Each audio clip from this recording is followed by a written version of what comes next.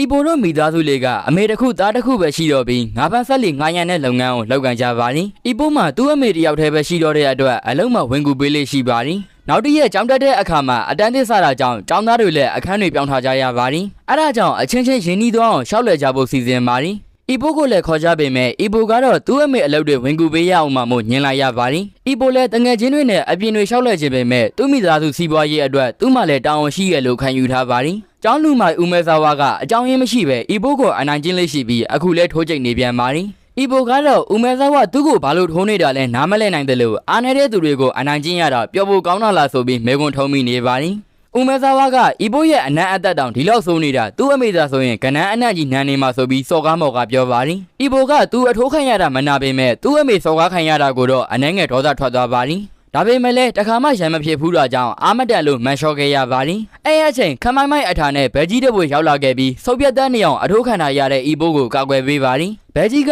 သူ့ကိုတိုက်ခိုက်လာတဲ့ဦးမဲသဝါတို့ရဲ့ထိုးချက်တွေကိုခြေနှလန်းထဲနဲ့ရှောင်ပြတ်သွားခဲ့တဲ့အပြင်ကျဲသီးတွေပါဖြုတ်သွားခဲ့ပါသည်မထင်ထားတဲ့အမြန်နှုံးကြောင့်ငချိုလေးဦးမဲသဝါတို့လည်းထွက်ပြေးသွားခဲ့ရပါသည်အထိုးခံထားရတဲ့ဤဘိုးကတော့သတိမေ့သွားခဲ့ပြီးပြန်လို့လာတဲ့အခါဘောက်စချင်းတစ်ခုမှရောက်နေတာကိုသိလိုက်ရပါသည်ဘဲကြီးကပဲဤဘိုးကိုခေါ်လာခဲ့တာဖြစ်ပြီးဒီမှာကဆေးဝါးအစုံအလင်ရှိပါသည်ဤဘိုးလည်းသူ့ကိုကူညီပေးလို့လေးလေးနက်နက်ကျေးဇူးတင်ကြောင်းပြောပေမဲ့ဘဲကြီးကတော့အားနေတဲ့သူတွေကိုစောင့်ရမ်းမုန်းနဲ့အနိုင်ကျင့်ခံရတာကိုပြန်ခုခံမှုမကြိုးစားတဲ့ကောင်တွေကိုပို့ပြီးချုံတယ်လို့ပြောပါသည်အကောခံလိုက်ရတဲ့ဤဘိုးလည်းကိုယ့်အမေတယောက်လုံးစော်ကားမော့ကအပြောခံခဲ့ရတာကိုဘာမှမလုပ်နိုင်ခဲ့လို့ငိုနေခဲ့ရပါသည်အဲ့အခါမနေနိုင်တဲ့ဘဲကြီးကပဲတခုတင်ပေးမဲ့ဆိုကဦးမဲသားဝါရဲ့ရောက်ပြောင်မှုဆွဲပြီးဘောင်းစင်းဘက်မှာကတ်လိုက်ပါသည်အဲ့ဒါကိုဦးမဲသားဝါလို့သဘောထားပြီးထိုးခိုင်းတဲ့အခါဤဘိုကကလေးအားလောက်တော့မရှိတဲ့အထာနဲ့ထိုးနေပါသည်အဲ့ဒါကြောင့်ဘဲကြီးကဘောင်းကိုပိတ်ကန်ပေးလိုက်ပြီးရှိသမျှအားအကုန်သုံးပြီးထိုးဖို့ပြောပါသည်ဒီတစ်ချက်မှာတော့အားနည်းနည်းပါလာတာကြောင့်ဘဲကြီးကထိုးပုံထိုးနေတင်ပေးပါသည်ခြေတလန်တိုးတဲ့အချိန်တင်မကိုညှစ်ထားပြီးရင်ဘက်ကိုအထဲထဲလိန်ထားဖို့ပြောပါတယ်။ဤဘိုကတင်ပေးတဲ့နေရာတိုင်းအားအကုန်သုံးပြီးထိုးလိုက်ချိန်မှာတော့ရောက်ပြောင်မုံဆုပ်ပြဲသွားတဲ့အပြင်ဘောင်းစင်းဘက်လည်းလွန့်ထွက်သွားပါတယ်။သူ့ထိုးချက်ကိုအားရသွားလို့ပြောနေပေမဲ့လက်ကသွေးသားတွေကဘဲကြီးရဲ့မျက်နှာကိုလာဆင်ပါတယ်။ဘဲကြီးကပဲဆုပ်ပြဲသွားတဲ့လက်ကိုဆေးထည့်ပေးရပြီးဤဘိုရဲ့ခန္ဓာကိုယ်ကိုဟိုကန်တီကန်လှုပ်ကြည့်ပါတယ်။မထင်ထားပဲတန်မာနေတာကြောင့်အာကာသတွေလှုပ်လာမဲကြီးတဲ့အခါ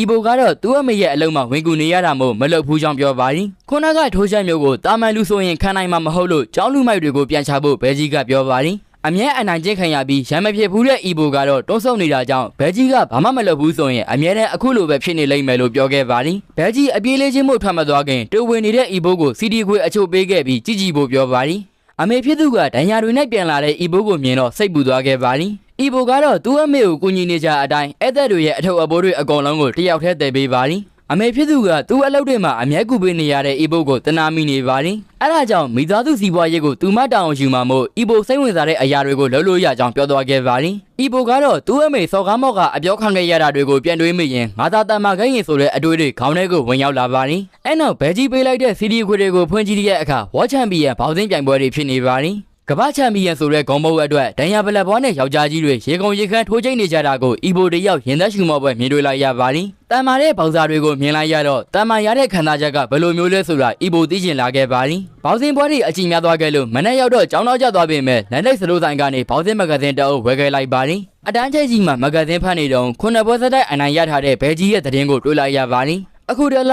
ဤဘိုကိုဘောက်စင်းပွဲတွေစိုးမိုးနေပြီးအမေဖြစ်သူကတော့သတိထားမိနေပါတယ်။ဘောက်စင်းကိုတယော်နေတဲ့စော်တွေတွေ့ရင်လည်းဘောက်စင်းကိုဟာသာမလုပ်တဲ့ကြောင်းဝင်ပြောခဲ့ပါတယ်။တန်မာတဲ့ယောက်ျားတွေတိုက်ခိုက်နေတဲ့ဘောက်စင်းပွဲတွေအကြောင်းစဉ်းစားလိုက်ရင်ဤဘုတ်စိတ်တွေလှုပ်ရှားလာခဲ့ပါတယ်။နောက်တစ်ရက်မနက်စောစောနေထွက်မလာသေးခင်မှာအပြေးလေးချင်းနေတဲ့ဘဲကြီးနဲ့တွေ့ခဲ့ပါတယ်။ဤဘိုကမဂဇင်းဖတ်ရင်ဘဲကြီးရဲ့နာမည်တခါမူရဆိုတာကိုသိခဲ့ရပါတယ်။ဘဲကြီးတခါမူရကလည်းသူ့အကြောင်းကိုဤဘိုသိသွားပြီဆိုတော့နောက်ကျမှလက်မှတ်ထိုးပေးမယ်ဆိုပြီးစကားကြွယ်လိုက်ပါတယ်။ဤဘိုကသူလည်းပဲပရိုပေါစာတယောက်ဖြစ်လာခြင်းနဲ့ဆိုပြီးမုံမရဲပြောလာတဲ့အခါတခါမူရရဲ့အကြည့်တွေပြောင်းလဲသွားခဲ့ပါတယ်။ဘောက်စာတယောက်ဖြစ်လာဖို့ဆိုတာလွယ်ကူတဲ့ကိစ္စမဟုတ်ပဲဤဘိုလိုအနိုင်ကျက်ခံကြော့ဆုပ်တကောင်အတွက်ဒီလောကမှာနေရာမရှိဘူးဆိုပြီးတခါမူရကပြောခဲ့ပါတယ်။ဤဘိုကလည်းဘောက်စာတယောက်ဖြစ်လာဖို့တေးသေးချာချာဆုံးဖြတ်ခဲ့တာဖြစ်ပြီးတခါမူရလိုတမ္မာချင်းကြောင့်ပြောလိုက်ပါတယ်။တမ္မာချင်းဆိုတာဘာလဲတမ္မာရတဲ့ခံစားချက်ကဘယ်လိုမျိုးလဲဆိုပြီးအငိုတန်တဲ့ဤဘိုကမျက်ရည်တွေနဲ့မင်းနေခဲ့ပါတယ်။အဲဒါကြောင့်တခါမူရကဤဘိုကိုတစ်ပစ်တစ်ပင်စီခေါ်သွားခဲ့ပြီးငါလိုတမ္မာချင်းတေချာကြည့်ထားလို့ပြောပါတယ်။တစ်ပင်ကိုခြေထောင်နဲ့ကန်လိုက်တဲ့အချိန်ကြားလာတဲ့တစ်ရွက်တွေကိုတခါမူရကမြ мян ဆဆန်ဖမ်းပြခဲ့ပါတယ်။ဤဘိုကိုသူ့လိုမျိုးလိုက်လုံနိုင်ရင်ဘောက်စင်ထိုးနီးတင်ပေးမယ်လို့ပြောလာခဲ့ပါတယ်။တစ်ရွက်10ရွက်ရအောင်ဖမ်းပြရမှာဖြစ်ပြီးဒီလောက်တော့မလုံနိုင်ရင်ဘောက်စာဖြစ်ဖို့အရေးအချင်းမရှိဘူးလို့တခါမူရကပြောပါတယ်။ တာခါမူရာကသူဆိုရင်ဒီနီလန်းကိုမလေးချင်းမဲ့လုံနိုင်ခဲ့တာဖြစ်ကြောင်းပြောပြပြီးအီဘိုကိုအချိန်တစ်ပတ်ပေးခဲ့ပါတယ်အီဘိုရဲ့အမြင်မှာသာလော်ရဲထင်နေပေမဲ့တကယ်လောက်ကြည့်တဲ့အခါတရနှစ်ရက်တောင်မဖမ်းနိုင်ခဲ့ပါဘူးအီဘိုရဲ့ထိုးချက်ကအားပြင်းပေမဲ့သူ့ရဲ့ပုံစံကဘောက်ဆာတွေနဲ့မကညီတာကြောင့်တာခါမူရာကလက်လျှော့စေချင်နေပါတယ်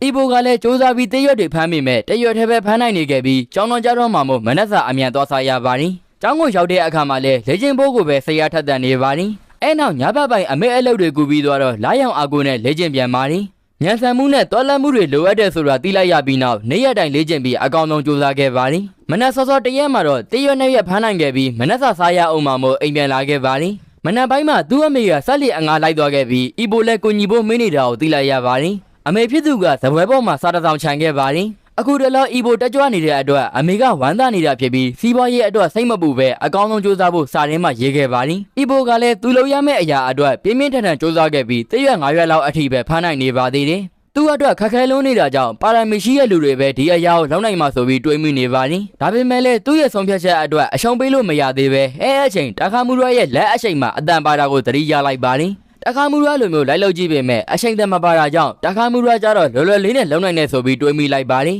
်အချိန်မှာပဲတာခါမူရရဲ့ထိုးချက်တွေကိုပြန်တွေးရင်ထိုးချက်တွေပေါ်ပါနေတာကိုသိလိုက်ရပါတယ်နောက်တစ်ခါစူးစမ်းကြည့်တဲ့အခါလက်အချိန်ကြောင့်အတန်ထွက်လာခဲ့ပြီးတရွတ်တွေဖမ်းနိုင်ဖို့ဆက်ပြီးလေ့ကျင့်ပါတယ်တာခါမူရအပြေးလေးချင်းမှုထွက်လာတဲ့အချိန်ချွေတလုံးလုံးနဲ့အမောဖြစ်နေတဲ့အီဘိုကိုတွေ့လိုက်ရပါတယ်ဒီနေ့ကတပတ်ပြည့်ရဲ့နေ့ဖြစ်တာကြောင့်အီဘိုကတာခါမူရကိုစောင့်နေတာပါအဲ့နောက်အီဘိုတို့တိတ်ပဲ့စီသွားကြပြီးတရက်ဆရွက်ဖမ်းပြလိုက်တဲ့အခါတာခါမူရအံ့ဩသွားရပါတယ်အီဘိုကတော့ဘောက်ဆာဖြစ်တော့မှမို့ပြောနေပါတယ်တရွက်တွေဖမ်းတဲ့အခါလက်သီးကိုတင်းတင်းဆုပ်ထားရင်အချိန်နေတာကြောင့်လက်ကိုဖွားဖွားလေးပဲထားရမယ်ဆိုတာအီဘိုသဘောပေါက်ခဲ့ပါတယ်အဲ့ဒီနီးစနစ်နဲ့ထိုးတဲ့ထိုးချက်တွေကိုဂျက်လို့ခေါ်ကြောင်းတာခါမူရကပြောပြပါတယ်တာခါမူရကတရွက်ဆရွက်ကိုလက်နက်ဖမ်းနဲ့ဖမ်းခိုင်းခဲ့တာဖြစ်ပြီးအီဘိုကလက်တစ်ဖက်ထဲနဲ့အကုန်လုံးကိုဖမ်းပြသွားခဲ့ပါတယ်အဲ့ဒါကြောင့်အီဘိုဟာကြောင်းတောင်းနိုင်ပေမဲ့စိတ်ဝင်စားဖို့ကောင်းတဲ့ဘောက်ဆာတယောက်ဖြစ်လာလိမ့်မယ်လို့တာခါမူရာကကောက်ချက်ချလိုက်ပါတယ်ဂေါ်ယူတဲ့အနေနဲ့သူ့လက်ကိုဂျဲထိုးခိုင်းတဲ့အခါပျော်နေတဲ့အီဘိုကသူ့အားကြီးနဲ့ဇက်တိုက်ထိုးနေတာကြောင့်တီးထုတ်ပေးလိုက်ပါတယ်အဲ့နောက်တာခါမူရာကတလအတွင်းမာဆာတွေထွန်းအောင်လုပ်ဖို့နဲ့အပြေးလေးချင်းဖို့အီဘိုကိုမှာခဲ့ပါ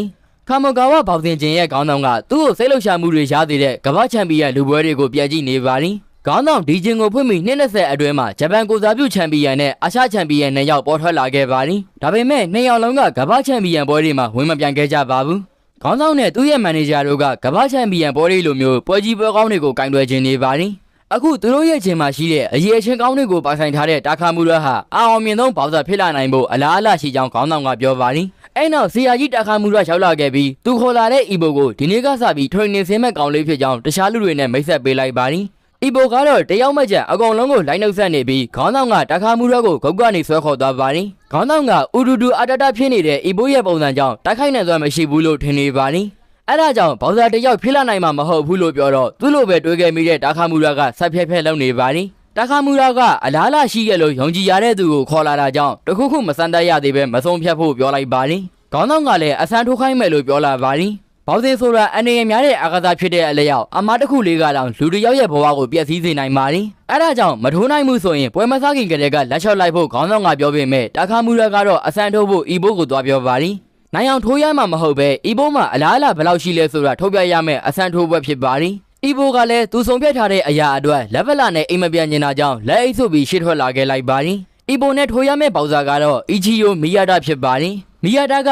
ီဘိုနဲ့ရွယ်သူ16နှစ်ပဲရှိသေးတဲ့နိုင်စင်မရသေးတဲ့ကစားသမားဆိုပေမဲ့ professional ဘောက်ဆာအချို့ကိုတောင်အနာယူနိုင်တဲ့အထိကျမ်းပါတယ်။နိုင်စင်မရသေးတဲ့ကလည်း19နှစ်မပြည့်သေးလို့ပါ။အတော်ဆုံးအဝေးထိုးသမားတွေကတယောက်ဖြစ်တဲ့မီယာတာကို professional ကစားသမားဖြစ်ခဲ့တဲ့သူ့ရဲ့အဖေကငယ်ငယ်လေးကလေးကတင် जा ပေးခဲ့ပါတယ်။အဲဒါကြောင့်အီဘိုနဲ့မီယာတာတို့ရဲ့ကွာခြားချက်ကအတော်လေးများပါတယ်။အီဘိုအတွက်ဒီပွဲကိုနိုင်အောင်ကစားစေရမလို့ပဲဆရာထက်သန်မှုတွေနဲ့စွမ်းရည်ဘယ်လောက်ရှိကြောင်းကိုထုတ်ပြနိုင်ရမှာဖြစ်ပါတယ်။ပွဲရဲ့စီကံချက်တွေကတော့3 knockdown system နဲ့4ကြိထိုးရမှာပါ။3 knockdown system ဆိုတာတချီထဲမှာ3ကြိမ်လဲကြရင်ရှုံးမှကိုပြောတာဖြစ်ပါတယ်။တာခါမူရကပထမအချီမှာခုခံဖို့နဲ့လက်မောင်းတွေကိုမချဖို့မှားထားပေမဲ့အီဘိုကတော့ပွဲစားတာနဲ့ကြောင်အန်းဖြစ်နေပါလိမ့်။အဲနောက်တော့မီယာတာကိုဂမူရှူတို့လိုက်ထိုးနေပြီးတာခါမူရကသတိပေးတဲ့အခါမှာအကာအကွယ်ပြန်လုပ်ပါလိမ့်။မီယာတာကလည်းခေသူမဟုတ်တာကြောင့်ဘိုက်ကိုတစ်ချက်ထိုးလိုက်ပြီးအကာအကွယ်ကျသွားတဲ့အခါမျက်နှာကိုထိုးပေးလိုက်တော့အီဘိုလဲကျသွားခဲ့ပါလိမ့်။ဤစိမ့်သွားတဲ့အီဘိုလဲသူနဲ့မီယာတာတို့ရဲ့ကွာခြားချက်ကိုသိလိုက်ရပါလိမ့်။